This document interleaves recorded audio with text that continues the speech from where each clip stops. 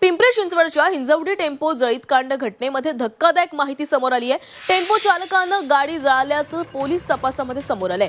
हिंजवडी परिसरामध्ये एका कंपनीच्या कर्मचाऱ्यांना घेऊन जाणाऱ्या टेम्पो ट्रॅव्हलर्सला अचानक भीषण आग लागल्याची घटना घडली होती आणि या घटनेमध्ये 4 कर्मचाऱ्यांचा होरपळून मृत्यू झाला, तर टेम्पो ट्रॅव्हल्स देखील जळून खाक झाली आणि त्याचं सीसीटीव्ही फुटेज समोर आलेलं आहे।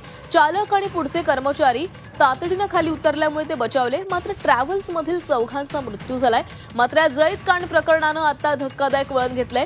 ट्रॅव्हल्सला आग लागली नाही, तर चालकानंच गाडी पेटवल्याचं तपासात निष्पन्न झालंय। त्यामुळे चौघांचा जीव घेतल्याप्रकरणी आणि 5 जणांचा जीव घेण्याचा प्रयत्न केल्याप्रकरणी टेम्पो चालकावर गुन्हा दाखल करण्यात आलाय।